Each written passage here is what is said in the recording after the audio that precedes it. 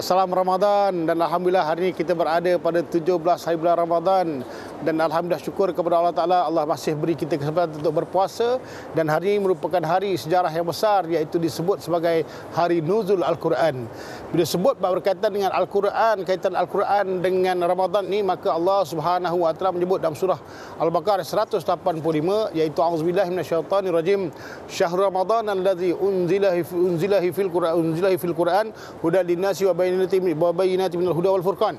Bahawa sesungguhnya pada bulan Ramadan ni Allah turunkan Al-Quran ada semata-mata untuk, iaitu huda, iaitu menjadi petunjuk kepada manusia, dan wa bayyinatin minal huda wal furqan, iaitu untuk menerangkan, iaitu petunjuk itu, dan Quran ini akan menjadikan kita dapat membezakan antara perkara yang baik dengan perkara yang buruk. Itu perkara yang cukup hebat yang disebut sebagai Al-Quran.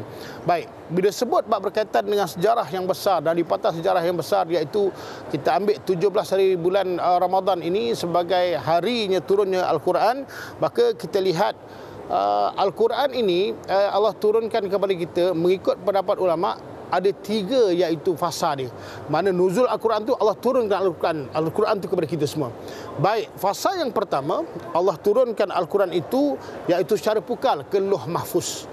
Mana Allah simpan Al-Quran itu di Lauh Mahfuz. Sebab itu Allah sebut dalam surah Al-Buruj ayat yang ke-21 dan yang ke-22, iaitu auzubillahi minasyaitonirrajim, bal huwa Qur'anun Majid fi lauhin mahfuz.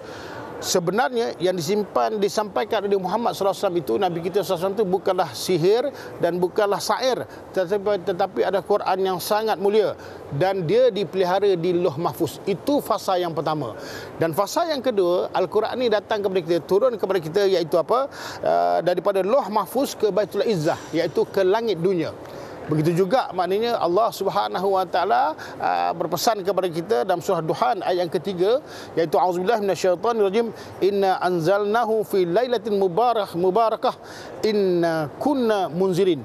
Sesungguhnya kami menurunkan pada satu malam yang diberkati, yang disebut sebagai malam Lailatul Qadar. Sesungguhnya kamilah yang memberi peringatan kepada kamu semua. Maknanya fasa yang kedua Allah turunkan Al-Quran ini, iaitu apa? Daripada Lauh Mahfuz ke Baitul Izzah, yakni ke langit dunia. Dan fasa yang ketiga Allah Subhanahu Wa Ta'ala menurunkan Al-Quran ini, iaitu daripada Baitul Izzah ke langit dunia kepada Nabi kita Muhammad sallallahu alaihi wasallam secara berangsur-angsur selama 22 tahun 2 bulan 22 hari, atau disebut sebagai 23 tahun. Baik, kalau kita lihat Al-Quran yang dibawa oleh Jibril kepada Nabi SAW itu berperingkat-peringkat kerana apa? Iaitu berkaitan dengan peristiwa, pertanyaan orang ramai, penerangan untuk memberi penjelasan dalam satu-satu hal. Ini fungsi Al-Quran. Sebab itu kita bersyukur kepada Allah Ta'ala, sekarang Al-Quran itu dah sampai kepada kita. Bagaimana kita nak ambil Al-Quran itu untuk menjadi pedoman hidup kita, untuk menjadikan diri kita ni orang yang teratur dalam kehidupan beragama. Sebab itu ibu-ibu sekalian, sedang betul yang dirahmati Allah sekalian, saya nak ajak ibu-ibu dan ayah sekalian, iaitu apa? Kita baca Quran hari-hari. Allah beri kita Al-Quran, tapi faham tak kita sesungguhnya Al-Quran itu membisikkan kepada kita setiap kali kita membacanya dengan 5 perkara penting. Pertama, Al-Quran membisikkan kita, iaitu dengan apa? Dengan Al-Quran mengenalkan diri kita ni dengan Allah Subhanahu Wa Ta'ala. Kita kenal Allah Ta'ala itu daripada Al-Quran. Dan perkara yang kedua, sebenarnya Al-Quran ini membisikkan kepada kita, iaitu apa? Dengan mengenalkan diri kita sendiri. Sebab itu Allah sebut dalam surah At-Tin ayat yang keempat, laqad khalaqnal insana fi ahsani taqwim. Aku jadikan kau ni manusia sebaik-baik, sesempurna-sempurna manusia. Bagaimanakah sempurna manusia itu? Dengan Allah sebut 5 nikmat yang Allah beri, iaitu nikmat asasiat, asas hidup kita. Nikmat badaniat, Allah beri kehidupan kita dan badan kita. Yang ketiga, nikmat akliat, kita boleh berfikir. Yang keempat, nikmat qalbiat, kita boleh merasa nikmat dan sebagainya. Dan yang kelima yang paling penting, iaitu nikmat imaniah.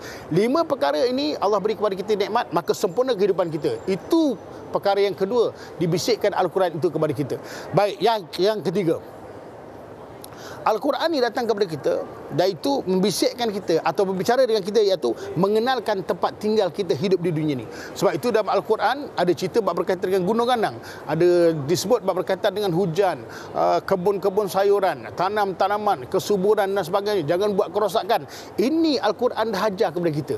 Dan perkara yang keempat, Al-Quran ini datang kepada kita, membisikkan kepada kita, iaitu apa?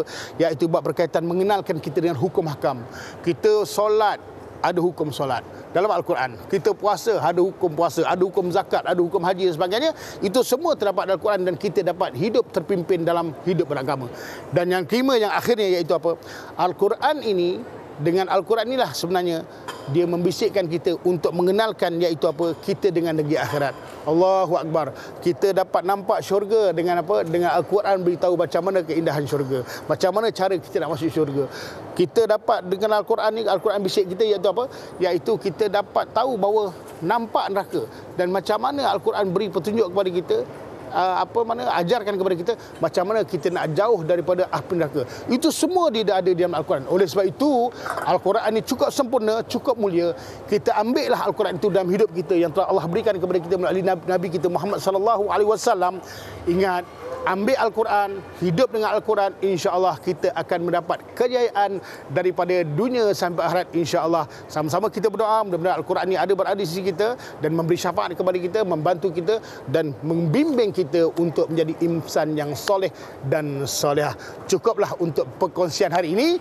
Mudah-mudahan kita semua diberkati Allah Ta'ala. Ramadan Karim. Selamat berpuasa, selamat berbuka dan jangan lupa baca Quran dan cintai Al-Quran. Wallahu a'lam.